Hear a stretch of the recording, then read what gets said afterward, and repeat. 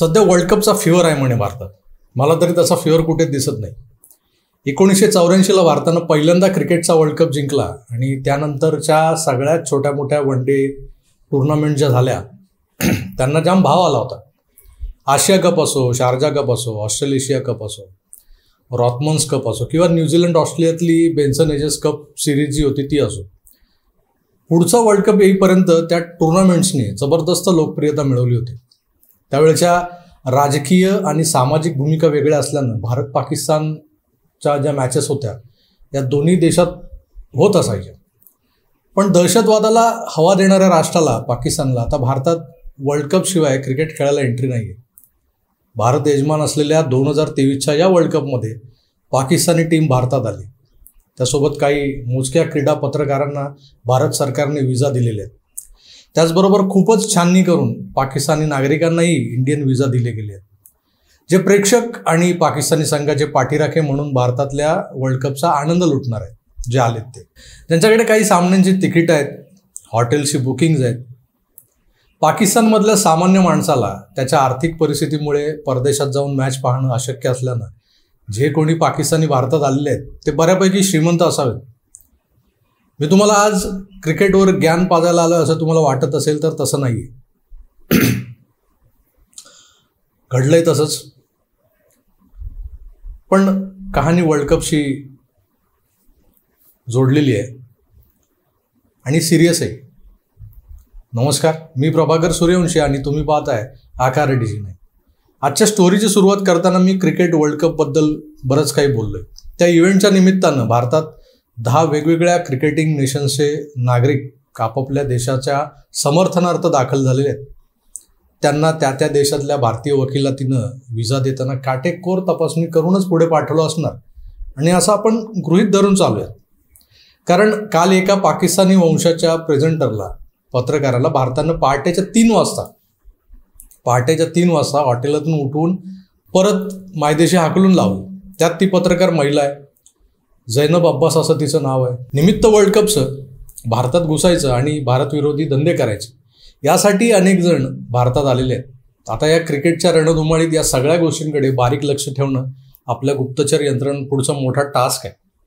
पण या झैनबला अचानक काल का डिपोर्ट केलं गेलं यामागची कहाणी जराशी वेगळी आहे. तीच मी तुम्हाला सांगणार आहे. त्यात एक गंमत म्हणून झैनब या नावामागे जो इतिहास आहे हे नाव कुराणात किंवा हदीसमध्ये का आणि कशासाठी लिहून ठेवले, कशासाठी प्रसिद्ध आहे सांगणार आहे. झैनब ही मुसलमानांमधल्या कुरेश समाजातली, कुरेशी असतात ना, तिची आई उमैमा ही मुहम्मदाची आत्या म्हणजे मुहम्मदांच्या वडिलांची बहीण.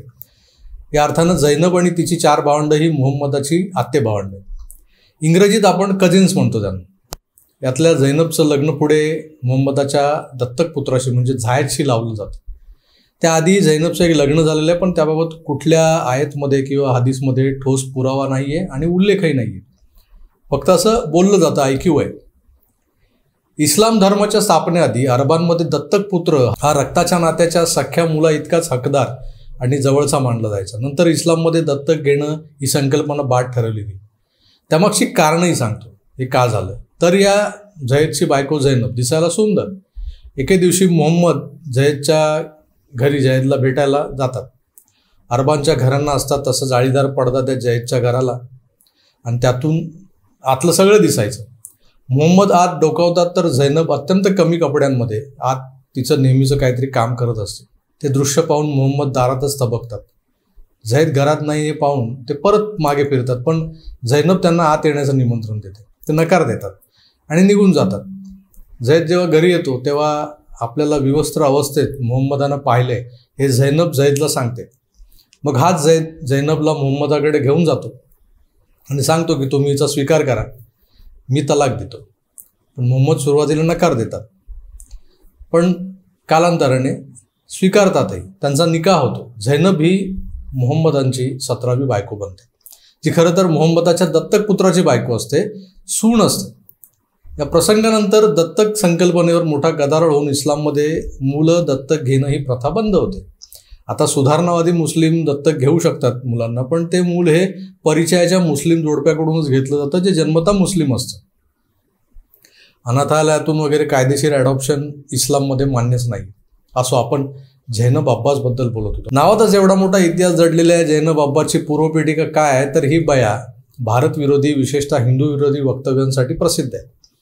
आपल्या प्रोफेशन बाहेर पर्सनल आयुष्यात तिनं काय करावं, कसं वागावं हा तिचा प्रश्न असला तरी तिच्या सोशल मीडियावरून ती सतत हिंदू विरोधी, हिंदू देवी देवतांवर अनर्गल टीका करत आली. ही क्रिकेटची कॉमेंट्री करते किंवा एखादा शो होस्ट करते म्हणून हिला क्रिकेटमधलं सगळं काही कळतं असा तिचा गैरसमज तिच्याच देशाच्या बाबर आझमने दूर केला होता मागे. झैनबने एक ट्विट केलं होतं, आगाऊ या कॅटेगरीतलंच होतं ते. त्यावर बाबर आझमने कडकडीत उत्तर दिलं होतं, think before you say something and don't try to cross your limits, अपने हद के बाहर मत जाओ. आता हे तर त्यांचं आपसातलं होतं, तो चोर चोर मौसेरे भाई बहीण तसंच आहे. पण ही झैनब भारताबद्दल आणि हिंदू धर्म, देवी देवतांबद्दल जी गरळ ओकत असते किंवा जी गरळ ओकत होती सोशल मीडिया, अशा त्या सोशल मीडिया हेटरला भारतात क्रिकेट वर्ल्ड कपमध्ये मिरवताना पाहून दिल्लीतल्या एका वकिलानं PIL दाखल केली की या बाईला भारतातून हाकला. एकतर यांचा देश भिकेला लागला आहे. मीठ, पीठ, कांदे, चिवडा, लसूण सगळ्यालाच हे मोताद झालेले आहेत. क्रिकेटच्या माध्यमातून 2 पैसे मिळतात, त्यातूनही भारत पाकिस्तान सामने असतील तर जास्त पैसे मिळतात. आज BCCI जगातली श्रीमंत क्रिकेट असोसिएशन आहे. या असोसिएशनचा दबदबा ICCवरही आहे, त्यामुळे पाकिस्तानच्या पोटात असंही दुखत असतंच. पण सध्या चीन सोडलं तर कोणी भिकाई घालत नाही आहे आणि त्यामुळे भारतासमोर नमतं घ्यावं लागतंय पाकिस्तान. त्याचं शल्य कुठेतरी आत बोचत असणारच त्यांना, पण सांगता कोणाला. तर या झैनबचे कारनामे काय ते सांगतो. हिचे काही ट्विट्स पहा. तेंडुलकरला उद्देशून ही लिहिते, this 120 crore population can not produce 1 fast bowler. It's some fucking meat you should शाकाहारीज. It's some fucking meat you should शाकाहारीज. म्हणजे थोडं मांस मटण खा शाकाहाऱ्यांनो. आता ही सांगणार मांसाहार करून फास्टर बॉलर कसे तयार करायचे ते. आमचा कपिल, आमचा मदनलाल, बलविंदर संधू, मोहिंदर अमरनाथ या फास्टरनीच विंडीजला नमवून पहिला वर्ल्ड कप जिंकून दिला होता ना भारताला. बरं, दुसरं एक ट्विट दाखवतो. हा to it does man went daily and it smells of cow piss. Oops that's their मा कालिमा. हिच्या आत किती मोठा रहमानी सुलेमानी आहे बघा. गाईवरून डिवसणं. उप्स त्यात त्यांची खालिमा आहे. तेरी मा का खालिमा आहे का. आमच्या देवी देवता यांच्यासाठी मजाक मस्तीचा विषय. अरे तुझ्या नावामागचा इतिहास तपास आधी. झैनब कोण होती, आपल्या सुनेशी निकाह, सांगू का सगळं अजून. वा रे तुमची संस्कृती. दिल्लीत गाईच्या मूत्राचा, शेणाचा वास येतो तर कशाला आपली आय घालायला इथे येऊन भिकारडे साले. तिकडे खायला अन्न नाही यांना, जगतात आमच्या जीवावर आणि ट्विट करायची लय खाज. साधं ईद मुबारक, ईदच्या शुभेच्छा द्यायचं जे ट्विट असतं ना, ट्विटमध्येही भारतद्वेष, काश्मीर प्रश्न मांडायचा आहे यांना. बघा या झैनबचा हा खरा चेहरा आहे बघा. जी कट्टर हिंदू द्वेष्टी आहे अशा लोकांना भारतात प्रवेश देणं चुकीचंच आहे. त्यामुळे विनय जिंदाल सारख्या माणसानं पुढाकार घेत जी PIL टाकली आणि त्या PILची दखल घेत भारताच्या परराष्ट्र मंत्रालयानं झैनबला रातोरात भारत छोडोचे आदेश दिले. तिची हकालपट्टी झाली. पण तिकडे पाकिस्तानी मीडियाच्या बुडाला आग लागली. झैनबवर कसा अन्याय झालाय आणि भारत कसा आपल्या ताकदीचा गैरवापर करतंय हे भरी मंडी में रोना सुरू झालं. मंडी में रोना, मी दुसरं काय म्हणत नाही.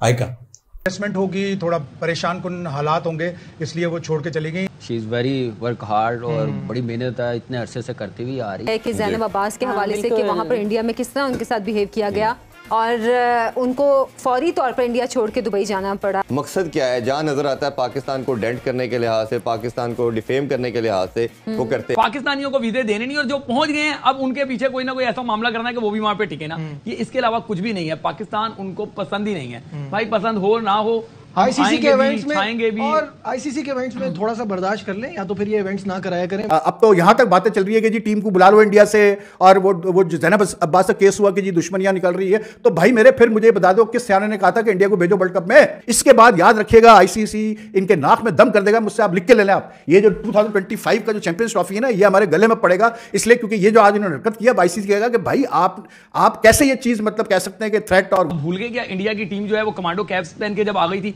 उन्होंने क्या क्या किया था पुलवामा अटैक के बाद, क्या क्या नहीं वहां से मामला हुए थे। बात यह है कि माइट इज राइट, जिसकी ताकत है, जिसके पास पैसा है, उसकी साइड ठीक है। आप दूसरी साइड से कुछ भी बात कर लें, वह आप गलत हैं। आप इसका उनको धमकियां दी गई इंडिया में, उनके ऊपर FIR काटने की कोशिश की गई, उनको ये बोला गया कि मुल्क छोड़ के भाग जाएं, आपको मार देंगे, ये करेंगे वो।